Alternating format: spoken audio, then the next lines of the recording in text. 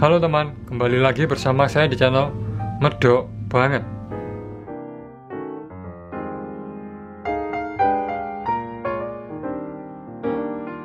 Saya mau bahas sekilas mengenai buku Man's Search for Meaning karya Viktor E. Frankl. Jadi buku ini cocok dibaca ketika kita menghadapi situasi yang berat, terutama sekarang wabah corona ya.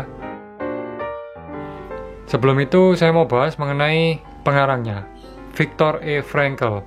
Jadi dia adalah seorang psikiater yang adalah orang Yahudi juga, tinggal di Jerman, dan terkena program deportasi dari Nazi, sehingga dia harus menjadi tawanan di kamp Nazi selama kurang lebih 3 tahun dan sempat menjalani masa tawanan di kamp sekitar 4 kamp ya. Isi buku ini secara garis besar adalah dia menerangkan mengenai kondisi tawanan yang ditawan oleh Nazi di kamp konsentrasi ya. Awalnya dia tidak ingin namanya ditulis di buku ini. Buku ini kan karangan dia sendiri, tapi dia awalnya berpikir untuk tidak mencantumkan namanya sebagai pengarang karena dia takut buku ini dianggap tidak objektif. Tetapi seorang teman mengusulkan bahwa lebih baik ditulis saja namanya. Kalau tidak ditulis malah buku ini akan kehilangan kekuatannya, karena penulis buku ini adalah seorang psikiater yang sekaligus menjadi tawanan. Jadi seharusnya lebih kuat pengaruhnya kalau ditulis nama pengarangnya, yakni Viktor E. Frankl. Di bagian belakang tertulis Viktor Frankl pernah berada di 4 kamp kematian Nazi yang berbeda, termasuk Auschwitz antara tahun 1942 dan 1945. Dia bertahan hidup sementara orang tuanya, saudara laki-laki, dan istrinya yang tengah hamil akhirnya tewas dalam kamp. Sebelum dia menjadi tawanan, sebenarnya Viktor ini punya kesempatan untuk kabur ya, karena dia mendapat visa istimewa atau visa apa itu saya lupa. Tetapi dia tidak memanfaatkan visa itu untuk kabur, melainkan tetap tinggal di Jerman untuk menemani orang tuanya yang saat itu juga pasti akan dikirim ke kamp konsentrasinya Nazi. Buku ini menjelaskan mengenai kondisi tawanan ya, yang kelaparan, kedinginan. Kemudian Viktor di sana melihat dengan jelas bahwa manusia itu hanya ada 2, yaitu baik dan buruk. Cuman 2 itu.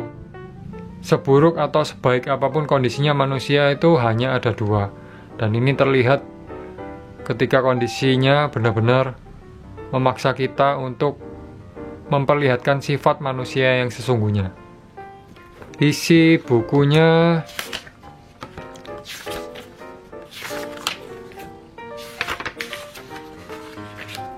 daftar isinya mencari makna hidup, sebuah pengantar, kebahagiaan dan kesuksesan. Ini pengantar juga pengalaman di kamp konsentrasi ya. Logoterapi secara ringkas. Logoterapi ini adalah sistem pengobatan yang diciptakan oleh Viktor E. Frankl ya. Ya, saya ingin bacakan beberapa. Dia yang punya alasan mengapa harus hidup akan mampu menanggung segala bentuk bagaimana caranya hidup. Ketika di camp, dia tahu pasti bahwa orang yang punya alasan mengapa harus hidup akan mampu menanggung segala bentuk, dalam kurung siksaan ya, bagaimana caranya hidup. Jadi supaya bertahan hidup dia tetap bisa meskipun harus disiksa. Namun perhatian Frankl lebih pada mengapa orang bisa bertahan dan selamat ketimbang mengapa sebagian besar mereka tewas. Frankl lebih memusatkan perhatian pada rahasia mengapa orang itu bisa bertahan dibandingkan dengan mereka yang tewas. Kau tak dapat mengendalikan apa yang terjadi dalam hidupmu, tetapi kau selalu bisa mengendalikan apa yang kau rasakan mengenai dan lakukan terhadap apa yang terjadi padamu. Frankl menegaskan bahwa kita tidak bisa mengendalikan apa yang terjadi dalam hidup kita, tetapi kita bisa mengendalikan apa yang kita rasakan mengenai peristiwa tersebut dan kita lakukan atau actionnya ya, responnya terhadap apa yang terjadi pada kita. Beberapa di sini saya garis bawahi karena memang bagus. Ini kutipannya, kita pada akhirnya mengenal manusia sebagaimana adanya, bagaimanapun juga, manusialah makhluk yang menciptakan kamar gas di kamp Auschwitz. Namun manusia pula lah makhluk yang masuk ke dalam kamar gas itu. Manusia di sini digambarkan begitu kejam sekali. Buku ini menekankan bahwa hidup ini sangat berarti dan bahwa kita harus belajar untuk melihat hidup itu memang penuh makna terlepas dari apapun keadaan kita. Oke, ini yang kebahagiaan dan kesuksesan tidak dapat dikejar.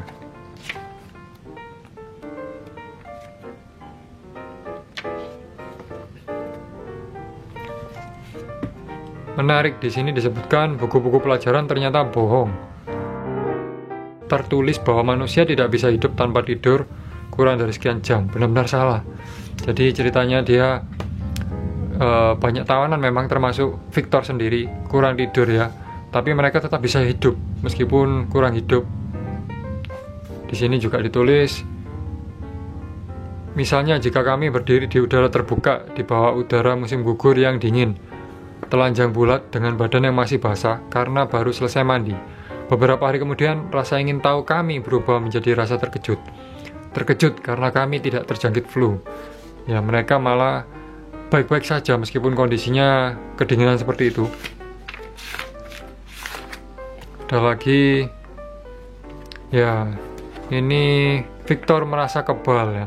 Setelah salah satu pasien meninggal dunia, saya menyaksikan peristiwa selanjutnya tanpa perasaan apapun. Dan ini terjadi berulang-ulang setiap kali ada pasien yang meninggal. Ketika ada pasien atau tawanan yang sakit itu meninggal, perasaannya biasa aja karena sering melihat orang meninggal di sana. Seorang tawanan mengambil sisa-sisa hidangan kentang yang sudah hancur. Tawanan yang lain yang merasa bahwa sepatu kayu yang dipakai almarhum lebih baik dari sepatu yang dipakainya, melepaskan dan menukarkannya. Ketika ada tawanan yang mati ya, di sana malah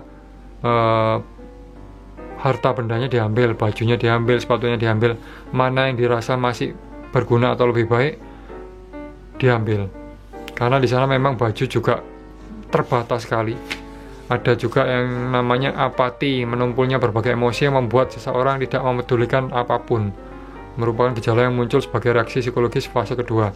Di sini juga dijelaskan ada 3 fase psikologis tawanan. Bisa dibaca nanti.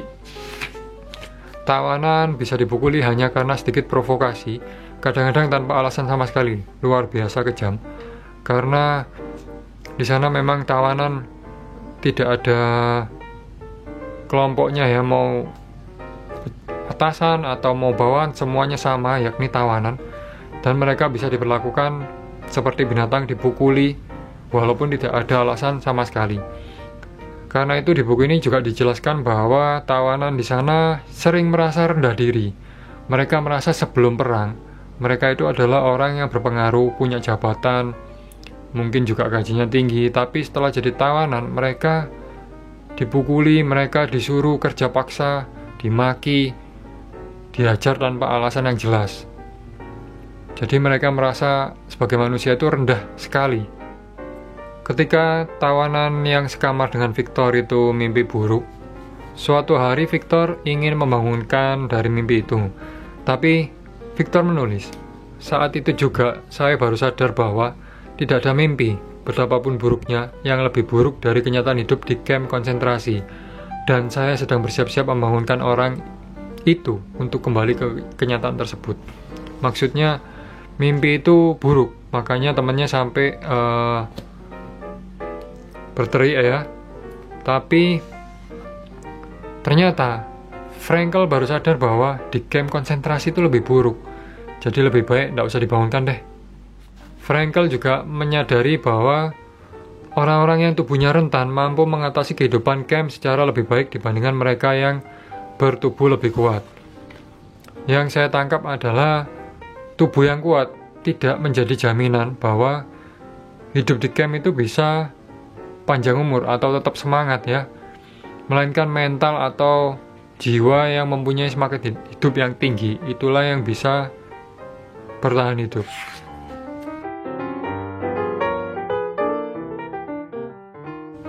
Ya, di sini diceritakan pernah ketika mereka naik kereta ya, kemudian mereka dipindahkan ke tempat yang mereka tidak pernah tahu akan kemana.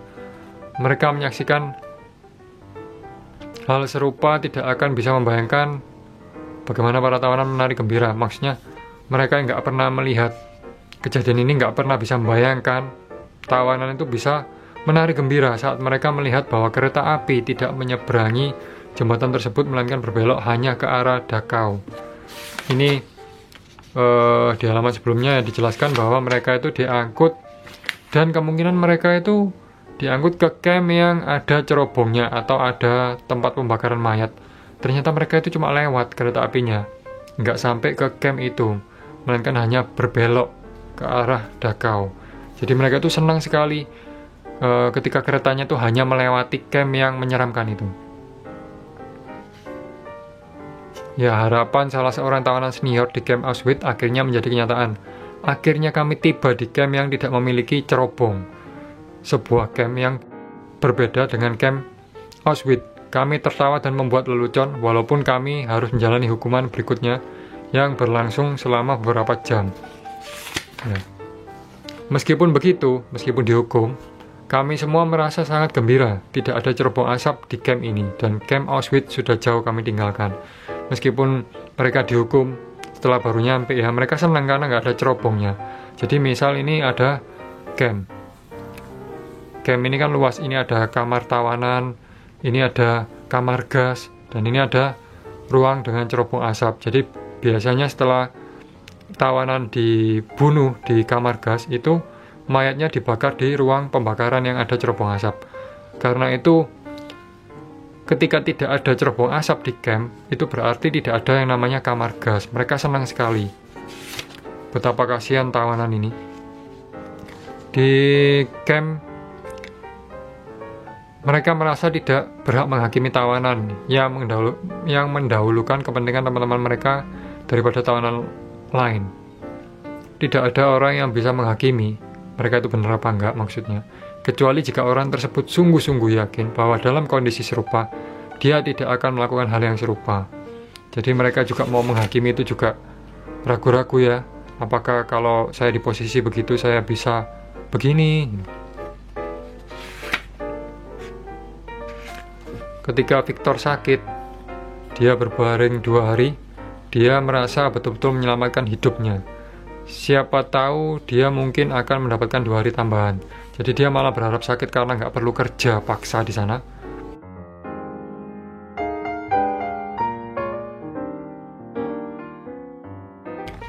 Ini cukup menyedihkan.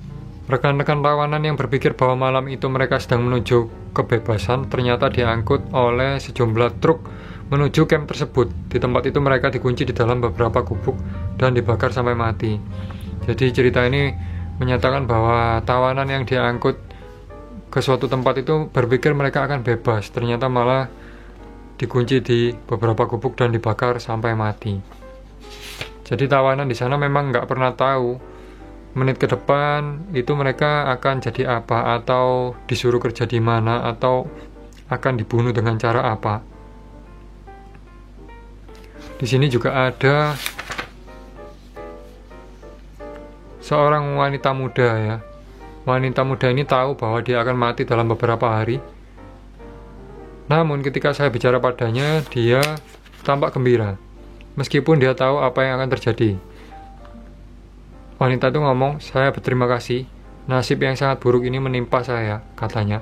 "Dalam kehidupan yang lalu, saya benar-benar manja dan tidak pernah secara sungguh-sungguh mencari keberhasilan spiritual." Ada wanita yang mau mati, dia tahu akan mati dalam beberapa hari ke depan, tapi dia malah bersyukur. Karena di dalam kehidupan yang lalu, dia manja dan gak pernah sungguh-sungguh mencari keberhasilan spiritual. Para bekas tawanan juga setuju. Mereka sama-sama sepakat bahwa dampak yang paling menyedihkan dari kehidupan camp adalah ketidaktahuan tawanan tentang masa penahanan mereka. Mereka nggak tahu kapan akan dibebaskan, mereka juga nggak tahu kapan akan dibunuh, dan mereka sama sekali nggak tahu apapun tentang nasibnya sendiri. Yang menarik, seperti kata Victor tadi, bahwa manusia itu hanya ada 2, baik dan buruk.